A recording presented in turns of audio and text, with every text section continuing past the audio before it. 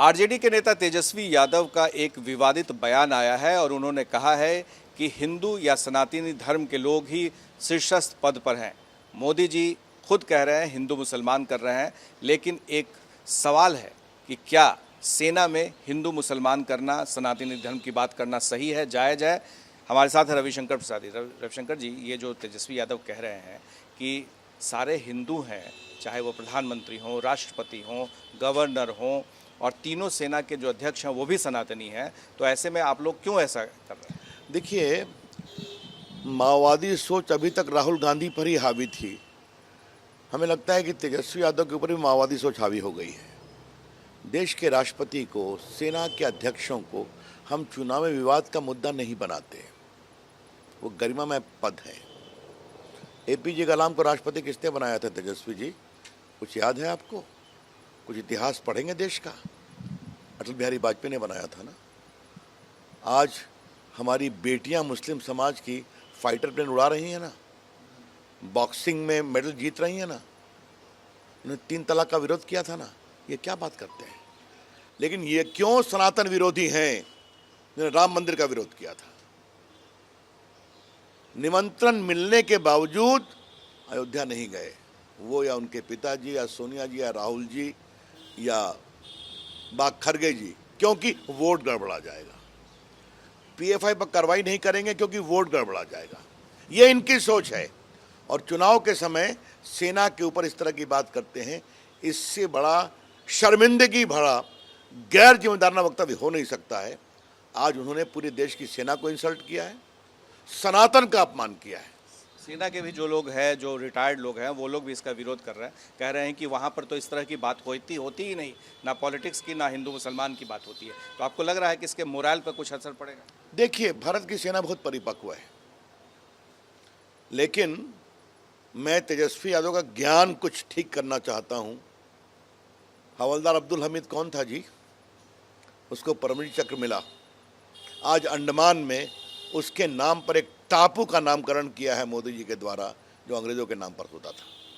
आज स्वयं अब्दुल हमीद के सम्मान में हम लोग के सर झुकते हैं। तो थोड़ा तेजस्वी बाबू देश के इतिहास को पढ़ें।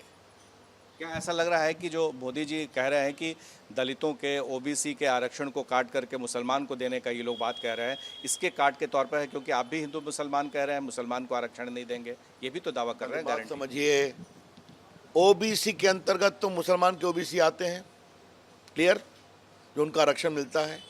कर्नाटक में क्या कहा है? हम सारे मुसलमान को ओबीसी कर देंगे। तो ये ओबीसी के समाज के, ठठेरा समाज के लोग खड़े हैं मेरे बगल में, इनका भी तो हिस्सा मारा जाएगा, बाकी का मारा जाएगा। और ये संविधान परमिट नहीं करता। धर्म के आधार पर आरक्षण आप नहीं दे सकते। ये सुप्रीम कोर्ट के कई फैसले हैं। लेकिन ये कह रहे हैं कि आप संविधान बदल देंगे, आप आरक्षण को खत्म कर देंगे। ये तो हताशा है ना। 10 साल से पावर में है ना, कुछ किया क्या? हाँ किया, ओबीसी कमीशन को संवैधानिक दर्जा दिया हम लोगों ने, इकोनॉमिकली वीकर सेक्शन को भी आरक्षण दिया। तो हम तो संविधान को बनाने की बात करते हैं, और जो राम मंदिर का विरोध करते हैं, सनातन का विरोध करते हैं, और सिर्फ उनके लिए क्या है, बिहार उनका परिवार नहीं है। प्रकाश बाबू, लालू प्रसाद के लिए उनका परिवार ही बिहार है। तो ये लोग क्या बोलेंगे, क्या बोलेंगे? हताशा है। लेकिन ये कह रहे हैं कि ना मुद्दे की बात ही नहीं करते हैं, बेरोजगारी की बात नहीं करते हैं, रोजगार की बात, महंगाई की बात नहीं करते हैं, आप सीधे सिर्फ हिंदू मुसलमान करते हैं। मोदी जी का पूरा भाषण सुनते हैं, विकास की बात करते हैं कि नहीं करते? आज डिजिटल इंडिया क्या हुआ है? इतनी सड़कें बनी हैं कि नहीं? एम्प्लॉय प्रोविडेंट फंड में 5 से 7 करोड़ लोग ऐड हुए हैं कि नहीं? आज इलेक्ट्रॉनिक मैन्युफैक्चरिंग में देश कहाँ से कहाँ पहुँच गया, ऑटोमोबाइल में सेकंड वर्ल्ड का हो गया। आज भारत की इकोनॉमी बढ़ रही है कि नहीं? तो लोगों को रोजगार के अवसर मिल रहे हैं ना। ये लोग क्या करते थे बिहार में? एक ही मॉडल है प्रकाश बाबू, जमीन दो, रेलवे में नौकरी लो। ये ना उनका मॉडल है, वही मॉडल चलाएंगे देश में क्या? ये लोग हारे हुए हताश लोग, बुरी तरह से हारने वाले हैं। निश्चिंत रहिए। तो हार की खींच में कुछ ना कुछ बोलते हैं। जीत होगी आप लोग? प्रामाणिक, ऐतिहासिक।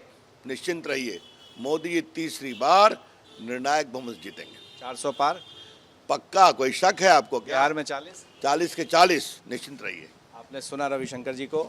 करारा जवाब देते हुए कि सेना में खास तौर से इस तरह की बात नहीं होनी चाहिए और ये आगे अगर बात बढ़ेगी तो किसको नुकसान किसको फायदा ये देखना दिलचस्प होगा।